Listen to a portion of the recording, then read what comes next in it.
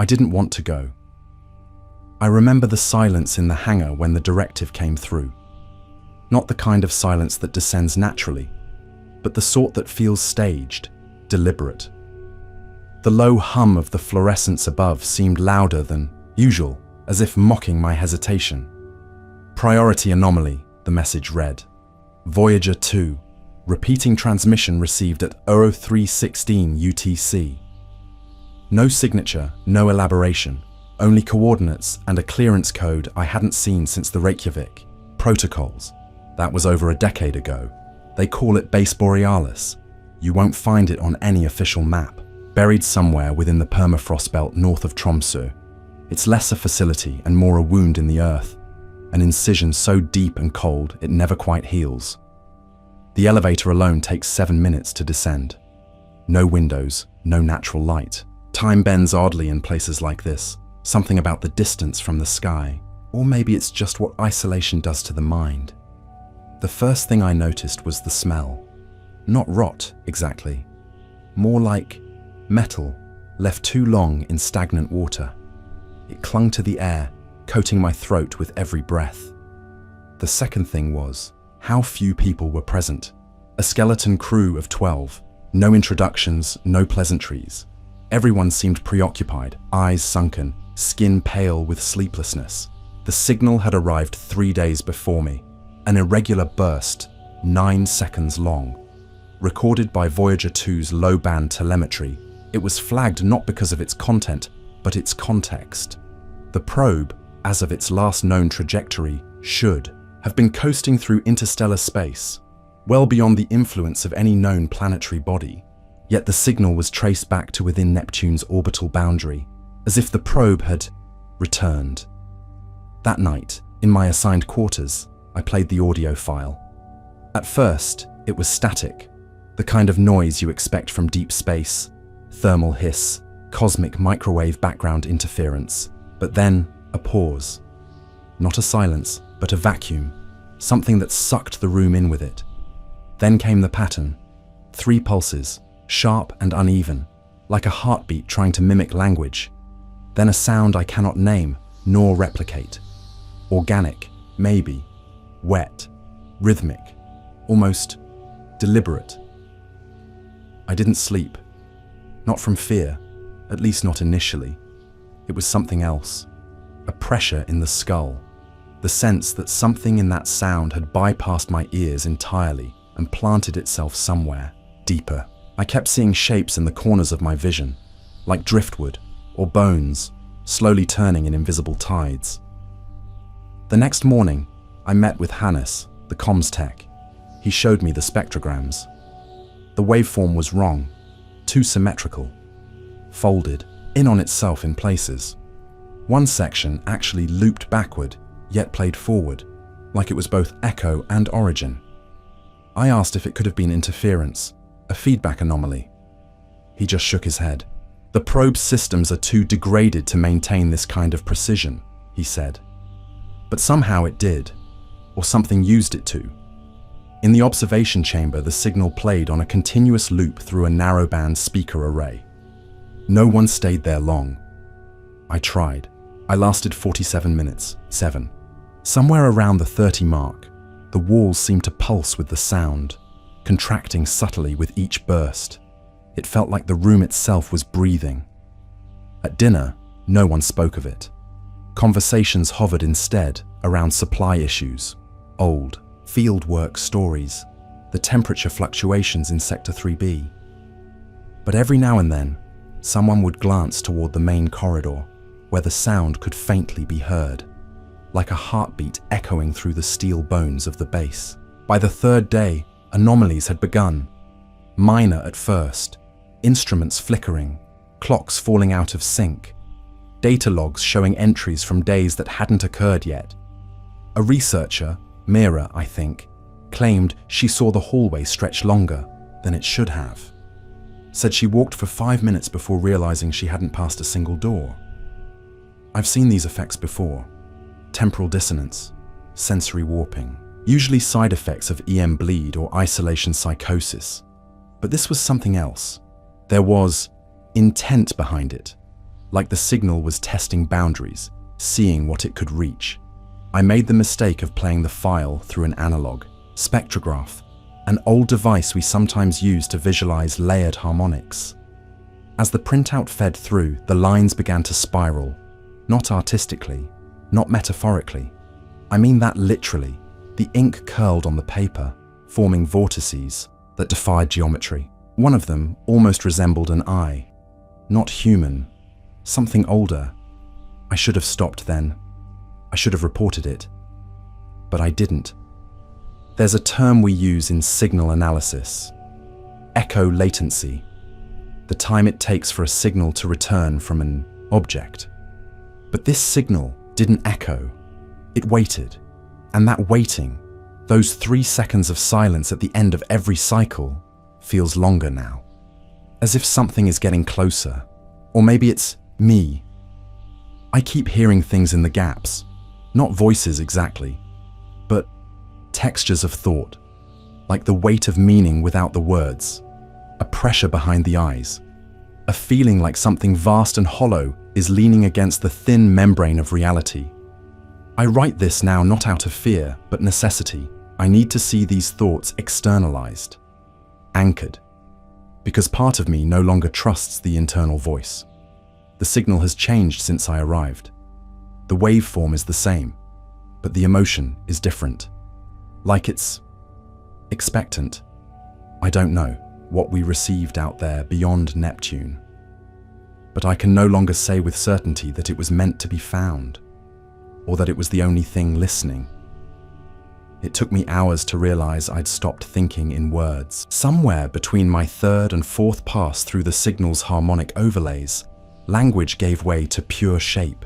Spatial intuitions in place of equations, memories flattened into symbols, and a sense of proportion that had nothing to do with mass or volume. I had a pen in my hand, but what I drew wasn't math. It was contour. Coiling lines that refused to stay still on the paper, like they remembered movement. The lab lights flickered again. I told myself it was the power grid compensating, an old generator cycling in the lower levels. But deep down, I suspected the flickering was less mechanical and more responsive, timed almost to my realizations. A flicker when I sketched the nested spirals. Another when I noticed that the signal's amplitude formed a repeating fractal, but only when rotated along a non-Cartesian axis. I tried to graph it in 4 dimensions. It didn't work. But the idea of it lingered like a bruise behind my eyes. I hadn't spoken aloud in over 18 hours. The others avoided the comms chamber entirely now. Even Hannes, who used to make jokes to offset the tension, had become silent. Not solemn, just vacant, like something had been siphoned out of him. During the 2nd analysis cycle, I noticed something new. The signal's frequency wasn't static. It fluctuated on a microharmonic scale, not enough to be heard by the untrained ear, but visible in the data. A modulating waveform nested within the larger pulse, subtly shifting, like it was compensating. For our perception, adapting, it wasn't just being received, it was watching itself be received. I ran the numbers again, cross-compared them with solar interference, cosmic background noise, even the decay of the probe's onboard systems. Nothing accounted for the modulation. Nothing even came close. I remember pressing my palm to the screen, feeling its low warmth and whispering, "What are you?" The screen dimmed for a fraction of a second. Not black, just less. I recoiled, half laughing at myself. The nerves, the isolation, classic symptoms. I told myself that. But the temperature in the room had dropped. Subtle. Maybe half a degree. Enough that I could see my breath for just a moment. I made a note of the time. 02:13. By 03, whoa, the dreams had returned. They weren't mine. Or at least, they didn't feel like mine. I woke up with phrases in my head I'd never heard before, in voices that weren't my own. A child whispering the blue breath, a chorus repeating numbers that didn't align to any known cipher. Images persisted long after I opened my eyes. Shapes that implied movement, but not direction. Buildings with no visible means of support. And always that pressure behind the eyes. Like something was trying to come through. I stopped sleeping in my assigned quarters. Instead, I set up a cot in the monitoring bay, surrounded by screens, equipment, and static. Things that made sense. That had rules. It didn't help. One night, I found Mira staring at the wall panel outside Lab 3. Not just looking at it, studying it. Her hand was pressed flat against the steel like she was waiting for it to speak. When I approached, she flinched and backed away without a word. I looked at the panel. It was humming, just faintly, like a tuning fork buried in bone. That same day, we noticed something in the signal's phase data. A shadow, a gap in the transmission that should have represented silence. Instead, it contained a recursive subsignal, a kind of anti-pattern that only made sense when visualized in negative space. When we inverted it on the display, the waveform formed a spiral, not logarithmic, not golden ratio, something deeper. It pulled the eye inward, forcing a kind of vertigo. I stared at it for too long. I remember the taste of copper in my mouth. The sense that if I let myself fall forward just 1 inch, I would not stop falling. Mira started bleeding from her nose shortly after. The medical bay had no explanation, no burst vessels, no sinus trauma, just bleeding. A slow, steady drip, as if her body was trying to let something out. She left the next day, airlifted at dawn. She didn't protest. Hannes stopped speaking entirely. He still typed notes, but they were incoherent. Sentences that began in one language and ended in another, often with symbols I couldn't trace to any known script. I found him once tracing the waveform spiral into the frost on the observation window. When I called his name, he turned and said, "It's a fingerprint." I asked whose. He didn't answer. I tried to focus. I told myself this was data. This was anomaly, not apocalypse. But late that night, as I cross-referenced the signal with archived Voyager telemetry, I saw something that made me freeze. The original spectrogram from 1989, the Neptune flyby, had changed. I remembered that image well. Monochrome grain, faint electromagnetic spikes, standard solar interference. I had used it in lectures. I'd cited it. But now, there was a new layer, an extra band, subsonic, low enough that standard equipment wouldn't have registered it at the time. When rendered visually, it formed a line that curved at its end, like a hook, or a question mark, or a beckoning finger. I checked. The metadata. Date of capture, unchanged. File creation, unchanged. Only the content had shifted. As if something retroactively inserted itself. As if it had always been there, and we had only just learned how to see it. I didn't sleep that night. I just sat with the file open on my screen, watching that curve loop endlessly across the bottom of the spectrogram, curling inwards, calling. Something had sent the signal, something impossibly old, impossibly aware, and worse, something that knew we would eventually hear it. The first time I heard it without the speakers, I was in the shower. No equipment nearby, no audio playback, running. Just the hiss of water and the dull echo of the tiled stall. But beneath that, threaded through it, came a series of low pulses. 3 quick bursts, then a long one. It reverberated in my chest more than in my ears. The kind of sound that makes your teeth ache. I turned the water off, listened. Silence. Then, just as I reached for the towel, there it was again, faint but unmistakable. 3, 1, repeating. My heart raced, not from fear, but from a strange, bitter recognition. The pattern wasn't just similar to the Voyager signal, it was the signal, but quieter, closer, more intimate. I dried off, dressed, and went back to the observation chamber. Hannes was already there, staring at the monitors with an expression like something had been taken from him. He didn't react when I entered. His pupils were dilated, almost fully black, and his breathing was shallow. I asked what he was seeing. He said, "It's speaking backwards now." "What do you mean?" "It's answering before we ask." He played back the last few seconds of the recording.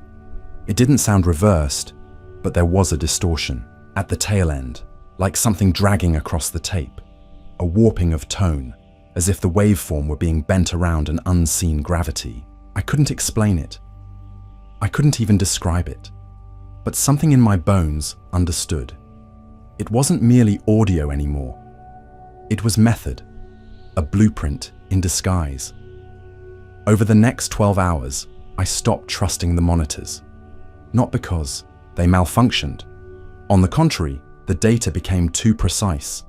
No noise, no deviation, just perfect, recursive structures that folded inward. Any natural signal would contain entropy. This one didn't. It adapted, optimized. It wasn't breaking down. It was building something. I began to hear things in the static. Not voices, not language, but textures, whispers of sensation that felt like meaning. A kind of emotional residue. I'd hear a certain hum and feel vertigo. Another pattern would make my hands tremble. There was one that made me cry, involuntarily, without understanding why, tears without memory, mourning for something I'd never known. By day 6, 5 members of the team had requested evacuation. 2 were denied. The other 3 were no longer speaking coherently. One of them, Dr. Cavell, a linguist, began etching circular glyphs into her bunk mattress with a scalpel. No one had seen her obtain the blade. When we tried to stop her, she whispered, "I have to write it down before it stops showing me." We sedated her. Her heartbeat echoed the signal's pulse perfectly. 3 quick, 1 long, then silence. That night, I watched the signal morph in real time. The waveform twisted into a lattice, something halfway between a double helix and a Mobius strip. It shimmered on the monitor, refracting oddly against the screen, casting shadows that didn't align with the room's lighting. For a moment, I could swear I saw my own silhouette leaning toward me, not from behind, but from within the display. I didn't sleep, not even an hour. Around 03 RAW, I returned to the chamber alone. I played the most recent sequence on loop, amplifying the subharmonics. I kept the lights low. The glow of the equipment painted my skin a sterile blue, and the shadows seemed to hover closer than before. My reflection in the glass surface of the terminal didn't move quite right. Then, I heard the breath. Not mine, it came from behind the equipment rack. Steady, shallow, like someone asleep just out of view. I stepped closer. It stopped. No one there. I turned back to the monitor. The signal had changed again. The waveform now showed a staggered pattern, sharp, vertical spikes interspersed with long, flat troughs. I ran a temporal spectrogram. The spikes weren't sound. They were pauses. Interruptions in data transmission so minuscule they defied detection unless specifically searched for. Pauses that formed rhythm, cadence, a kind of speech, but not from us, not to us, from between us. I realized then that we were never the audience. The signal wasn't sent to Earth. It simply passed through, a splinter of dialogue exchanged, between entities we couldn't perceive. We had intercepted a message mid-transit, a cosmic wiretap, and now the speaker knew. I whispered this aloud, not to anyone, not even to myself, but to the silence around me. It knows we heard. The power flickered. Monitors flashed white for a split second. Then every speaker in the base, even the disconnected ones, emitted a single tone, a chord, warm, familiar, terrifying. It wasn't noise, it was recognition. Something had looked back. There's something obscene about silence in a place built for sound. In the hours after the chord echoed through the bass, the atmosphere shifted, not just in tone, but physically. The air grew heavier, as if pressure had increased incrementally without anyone adjusting the systems. Even the gravity felt slightly off, lighter at first, then inconsistently dense, like walking on an incline that moved under your feet. We stopped speaking altogether, not by design, but by instinct. Every syllable seemed intrusive, as if language itself offended whatever now lingered in the infrastructure. We communicated in glances, gestures, short written notes passed with trembling hands. Something primal had rooted itself in us, some old understanding that noise attracts predators. My body has adapted in ways I don't care to document formally. I sleep less now, but feel more aware, too aware. I notice the flickering of LED lights that should be constant. I hear the hum of distant machines and keys that change subtly every hour, as if they're aligning to a melody I haven't fully heard yet. My fingernails grow faster. My shadow is thinner than it was 2 days ago. And then came the coordinates. They appeared not on the signal waveform itself, but embedded within the corrupted logs of Voyager 2's trajectory, long strings of numerical drift data, warped by deep space latency, but resolving, impossibly, into vectors, not paths, points, fixed locations in space with no known reference. At first, I dismissed it as a telemetry glitch, but the pattern was too clean, too deliberate. A repeating loop of 3 spatial markers, each interspersed with a pulse. When triangulated, they did something no spatial equation should. They converged inside a solid mass. More specifically, within the atmosphere of Neptune. Not orbiting, not near, inside, and not in any observable depth. The vectors aligned to a region that, by all astrophysical models, shouldn't exist, just past the upper troposphere, beneath the methane clouds. A pocket of space that resolved as negative density, as if it were less than vacuum, a subtraction from existence itself. I ran the simulations 5 times. Each time, the coordinates pointed to the same impossible locus. And something about that, placement, it wasn't random. The coordinates formed a kind of geometric rhythm, like the pause between heartbeats, like punctuation, as if it were an address. Later, while reviewing the simulations again, I noticed something my conscious mind had missed. The spatial model displayed a faint distortion around the point of convergence, a lensing effect, subtle and incomplete. I enhanced the resolution, inverted the gradient field. There, embedded in the negative space, was a structure, not a ship, not a rock. Something that looked like architecture, but nothing we could build. It had no right angles, no symmetry, yet it was clearly designed. Every curve pulled your eye inward, toward a center that didn't stay still. And when I zoomed in, the simulation began to glitch, not crash, distort. The structure elongated, itself toward me, like it knew I was observing. I shut it down, sat in the dark for a long time. Dr. Cavell, now kept under mild sedation, woke up screaming 3 times that night. Each time, she repeated the same word, underneath. When asked underneath what, she simply stared at her own hands and wept. Her pulse was irregular, following a rhythm that mirrored the waveform's early iterations. Hannes vanished the following morning. His terminal was still active, displaying a string of raw hexadecimal code, looping endlessly, forming a pattern when compressed. The compressed data, when rendered as an image, produced something eerily familiar. The same spiral hook from the altered 1989 Voyager image. But this time, it wasn't static. It pulsed, slowly, like breath. We searched the facility for him. No signs of struggle, no surveillance footage of him leaving. Only a smear on the floor where condensation had pooled, as if someone stood still for too long, warping the environment around them. The signal, meanwhile, has grown quiet. Not silent, watchful. Its transmission is less frequent, but more refined. Each burst feels curated, like a reply measured carefully, as if unsure we deserve further contact. I don't know if that comforts or terrifies me. The others have started burning data, not just deleting files, but incinerating physical drives. They say it's the only way to stop it from continuing to shape itself through the machines. I haven't joined them. Not yet. But part of me wonders, what if they're right? What if we're not analyzing the signal? What if the signal is analyzing us?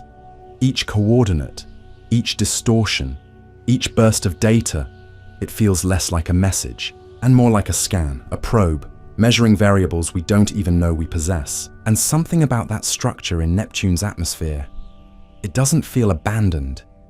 It feels patient, waiting, watching, ready to be remembered. I found the photograph at 427, buried deep within the archived datasets from Voyager 2's 1989 flyby of Neptune. It was labeled incorrectly, just a file number, no description, no tag. A black and white, still low resolution, time-stamped to the closest approach. I almost dismissed it, but something held my eyes. At first glance, it was nothing. Neptune's cloud cover, faint streaks of storm motion, the familiar blur of methane, haze. But in the lower quadrant, far from the main focus, was a fragment of reflection, a sliver of mirrored surface catching a glint of sunlight from an impossible angle. I zoomed in. It wasn't an artifact, not a lens flare, not cosmic dust. It had depth, contour, structure, something angular, yet asymmetrical, like a shard of architecture glimpsed through frost glass. The closer I looked, the more wrong it became, because I recognized it, not from science, not from any previous mission file. I recognized it from my dreams. It was the same silhouette I'd seen looming in the background of my nightmares for weeks now, part machine, part monolith, stretching out into space like a question that couldn't be asked aloud. It hadn't just appeared in the photograph. It had always been there. I compared the metadata. The file's creation date hadn't changed.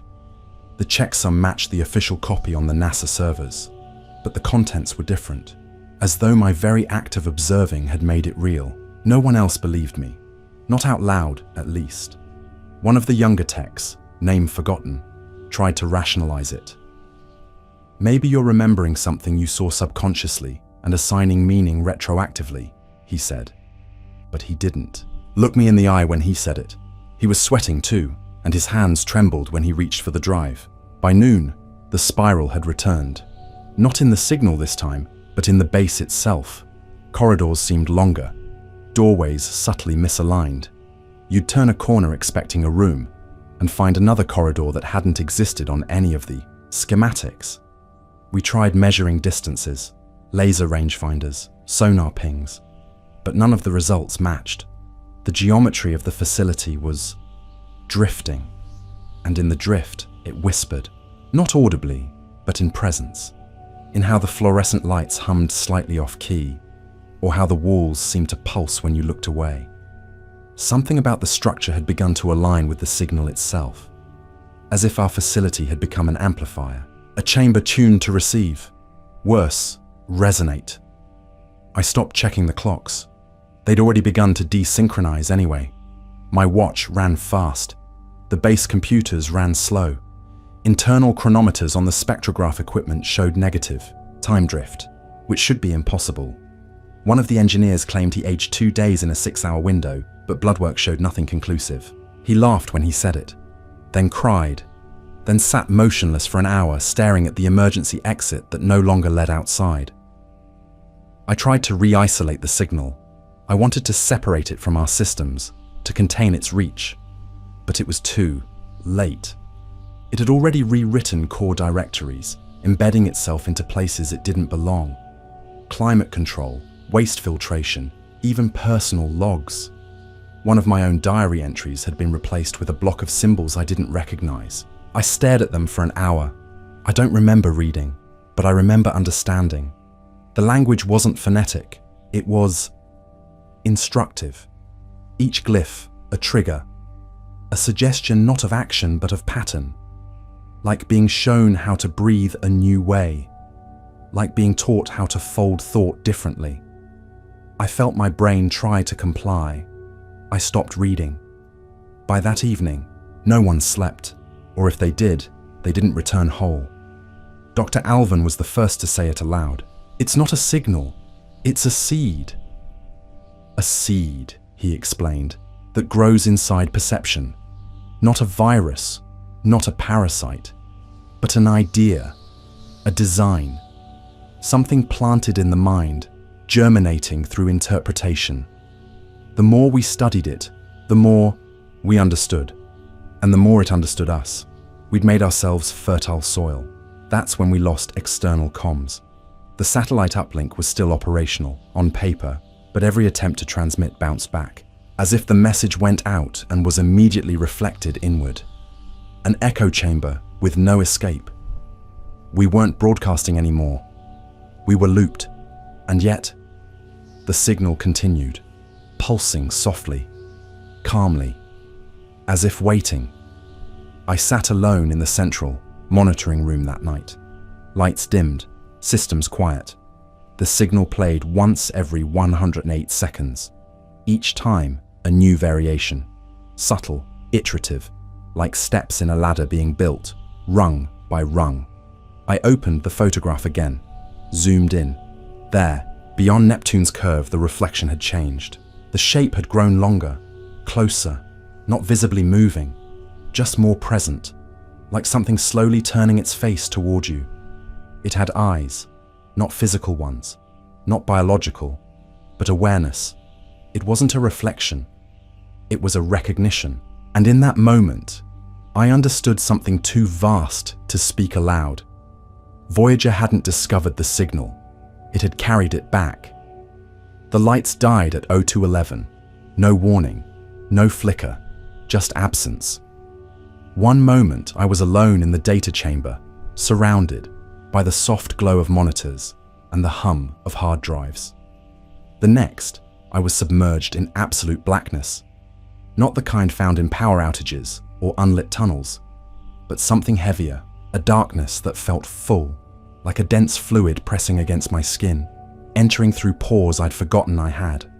There was no sound, no alarms, no backup generators, not even the mechanical whine of the cooling systems, as if the entire base had exhaled and refused to inhale again. And then I heard it. Not through my ears, not in the room. It was in my teeth, in my bones, a low vibration radiating inward. 3 pulses, one long, the same rhythm, but different this time. Personal, not transmission, but invitation. I stood up slowly, guided by instinct rather than sight. My hand grazed the edge of the terminal. It was warm, too warm, and pulsing in time with the signal. Like flesh, like breath. I stumbled into the corridor. The emergency lights didn't engage. No backup systems responded. The hallway stretched in both directions, longer than it should have. Spatial memory failed me. I knew the layout of the base. I'd walked these halls for weeks, but now the angles had changed. Doors were missing, junctions elongated. My footsteps echoed in ways they never had before, delayed, misaligned, like walking alongside a shadow with its own rhythm.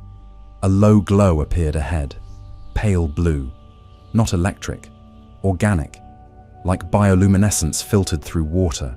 I followed it. The observation chamber should have been 30 meters ahead. It took me 12 minutes to reach it. Time swam thickly around me, distorted like heat waves on asphalt.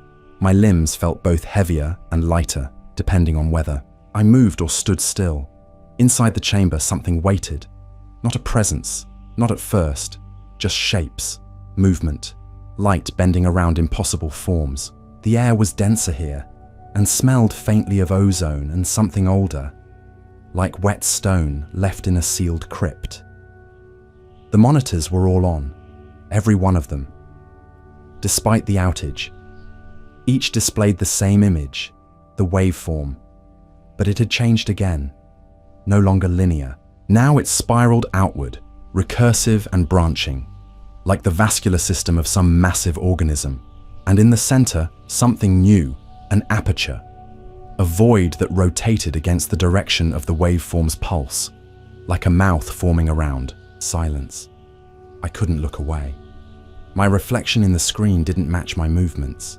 When I blinked, it didn't. When I stepped forward, it waited half a second before copying. Then it smiled. Only once, then gone. I backed away. My legs moved like they were submerged in syrup. Then the interface console lit up. Manual override initiated. A response was being sent. I hadn't touched the controls. No one had.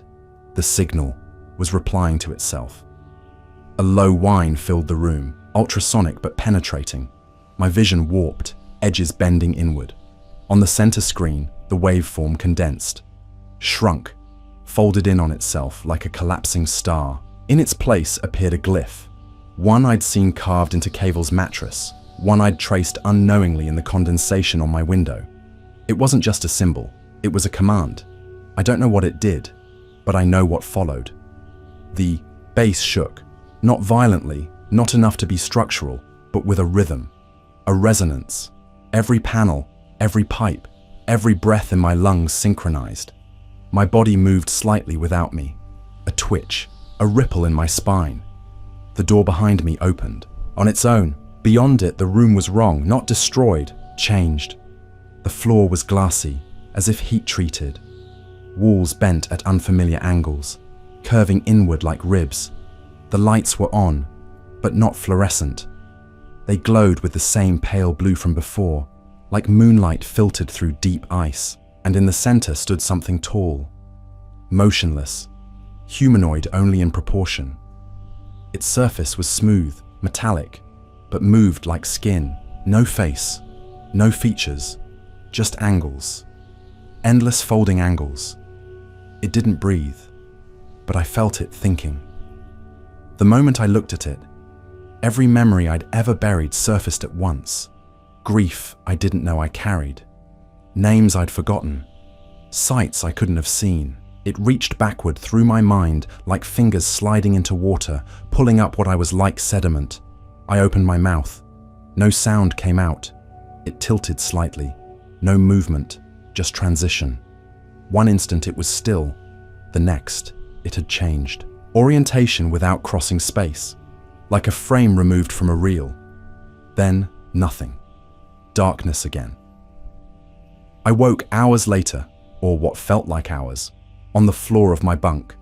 Systems online. Power restored. No sign of anyone else. The base logs didn't register an outage. The comms logs were blank. The glyph was gone, but on my hand, my left palm, was a mark. Not burned, not inked. Impressed. A spiral, tiny and precise, like it had been etched under the skin. It pulses sometimes when the signal plays. And now, the signal doesn't loop. It waits. For me, the clocks no longer agree. The base's central chronometer claims it's been 3 days since the last entry. My personal watch shows 15 hours. My internal sense of time, the way hunger gnaws and muscles ache, says more. Maybe 6, maybe 7 days. I don't know anymore. Outside, if there even is an outside, the snow hasn't fallen in a straight line since the cord. When I look through the narrow maintenance port in Hallway C, I can see the storm frozen in mid-motion. Snow suspended like ash in liquid, hovering without descent. I touched the glass once. It vibrated, gently, as though the storm were exhaling against the base itself. We are no longer stationary, not in time, not in space. The mark on my hand is darker now, raised slightly, like a scar trying to become something else. It itches when I'm near the observation room, burns when I listen to the signal at low volumes. It has a pulse of its own, slower than mine, deeper. Something is sinking. I found a recording I don't remember making. The terminal registered it at 02:53, but I was unconscious then, or I think I was. The footage shows me seated at my desk, eyes open, voice calm. I'm speaking in a language I can't identify. No rhythm, no familiar roots, just long syllables. each one lingering slightly longer than it should, like sound passing through syrup. But the worst part isn't the language. It's what I said at the end, clearly in my own voice. It doesn't arrive, it awakens. I haven't left the base. I haven't contacted anyone. I'm not sure if anyone is left to contact. The hallways are longer now. I walked from the control core to the sleep bay, normally a 2-minute trip. It took me an hour. My footsteps echo back out of sync, like I'm walking in a delayed mirror. I passed doors I don't recognize. One of them led to a stairwell I've never seen. It spiraled downward. No signs, no handrails. Just a long, narrow column vanishing into darkness. I didn't go down. I stood at the edge for what felt like a full day, watching the shadows move across the steps, as if something below was breathing in reverse. I still hear it sometimes. The breath. Always behind something. A panel. A wall. Sometimes beneath the floor. It isn't hostile. Not yet. It's curious. Yesterday, I found an old file on the mainframe, an image enhancement of Voyager 2's final full-spectrum pass over Neptune. It had been scrubbed from the shared archive, left in a buried directory tied to a decommissioned project label, DOR0S. The image is incomplete. It depicts a structure partially submerged in Neptune's upper atmosphere. Not a satellite, not an anomaly, something static, ancient. The analysis overlay showed gravitational readings from that region. Impossible. Distortions as if space itself had pooled unnaturally. And at the very center of the structure's silhouette is that spiral again. Not drawn, not emitted, built. The architecture is made of geometry that doesn't resolve properly in 3 dimensions. From one angle, it resembles an open chamber. From another, a perfect sphere. From another still, a flat, infinite plane. I stared too long. The base shook slightly, just once. Then the power dimmed and didn't return for 21 minutes. No system logged the outage. I started whispering to myself that night. I didn't realize I was doing it until I heard the playback. Low murmurs, repeated phrases. Some in English, some in that alien tongue. One phrase repeats throughout. The structure is not where it is when. I've written it in 6 different notebooks. Always the same phrasing. I don't remember doing it. My hand must move when I'm not watching. There are fewer reflections in the glass now. Windows, screens, metal. They don't show my face as clearly. Sometimes I see a different posture, different clothes. One time the reflection smiled before I did. Something in the base is misaligned. Or maybe I am. I'm beginning to believe the signal didn't just reach us. It broke something. A barrier. A filter. A necessary ignorance we were never meant to lift. Voyager didn't discover it. Voyager triggered it. The probe passed a threshold, spatial, temporal, cognitive, and brought something back across. Not a message, not a frequency, a possibility. And now, through us, through me, that possibility is remembering itself into reality. Sometimes when I close my eyes, I see Earth. Not now, after. Skies that pulse. Cities warped by impossible angles. Water moving backwards into the mouths of rivers. People walking in spirals they can't stop drawing with their steps. All of them listening. Not to the signal, to what's behind it. I don't know how much time I have left, how much of me is still intact. But I know one thing. The next transmission, whenever it comes, won't be for us. It'll be from us. There's no sound in the base now. Not mechanical, not electrical, not even the slow ticking of thermal expansion through the steel walls. Just stillness, like the world has forgotten to move forward. Even the signal has gone silent. That should be comforting. It isn't. I think it's listening. Everything hums at the same frequency now. My breath, the floor beneath my feet, the static in my ears. It's not sound, it's presence, thick and tangible, vibrating just beyond sense. This morning, or what I think was morning, the final door appeared. A hatch near the base's deepest level, behind a bulkhead that had never opened before. No locking mechanism, just a circular seal etched with the spiral, black against matte steel. It hadn't been there yesterday. I would have noticed. I mapped this place obsessively. There was condensation on the floor around it. Not moisture, something colder. The door wasn't meant to be opened in the usual way. It waited for acknowledgement. When I placed my hand on the seal, it didn't move. The door did. It peeled back without sound, folding into itself like paper in water, revealing a tunnel that sloped gently downward. Beyond it, only dim blue light, pulsating like a heartbeat. I didn't bring equipment. I didn't need to. The signal has rewritten me. Each step into the corridor felt familiar, like walking into memory. The walls were smooth, almost organic, pulsing faintly in time with the mark on my hand. There were no joints, no construction seams. This wasn't built, it was grown. The tunnel widened. The space beyond was not a room. It wasn't even inside the base anymore, though I'd never left the structure. It was elsewhere, boundless, but enclosed. A dome of soft, impossible darkness stretched above me, curved in ways that distorted the horizon. Stars blinked into and out of existence in slow cycles, forming constellations I recognized from dreams I hadn't had yet. In the center stood the structure, no longer distant, no longer mirrored. It was here. It was here. It didn't shimmer. It didn't glow. It simply was, blacker than the space around it, its angles folding in on themselves endlessly, not vast, but deep. Like looking into the concept of volume itself, untethered from scale. It breathed, not audibly, but visibly. Each expansion sent ripples through the ground, bending time with it. I could feel my memories pulling away from me, one by one, gently unthreaded as if they no longer belonged. My name went first, then my mother's voice, then the taste of childhood rain. None of it mattered now. I stepped closer.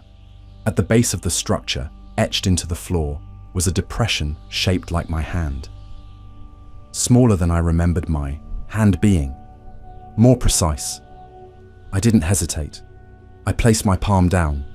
The floor accepted me. Not warmth, not light, just absorption. The structure unfurled, impossible movements, like a bloom in negative time. It didn't open, it rewound, layers peeling back in inverse sequence, revealing nothingness within. And inside that void, I saw the truth. It wasn't a machine. It wasn't an entity. It was a question. One older than thought, older than stars, carved into the fabric of existence by something so vast it had forgotten its own language, so it seeded others to speak it back. We weren't meant to answer. We were meant to remember the question, to carry it forward until we could shape it again. The signal wasn't a call. It was an echo. And now, through us, it was returning to itself. The last thing I recall before falling inward, before my body, my thoughts, even my outline slipped into the spiral, was my voice, detached and serene, repeating a phrase I did not write. He is not coming, he is becoming. And now I am here, not alive, not dead, not I. The base still stands, the signal still pulses, but now it originates here. We've joined it, we are it, and someone, somewhere, is listening.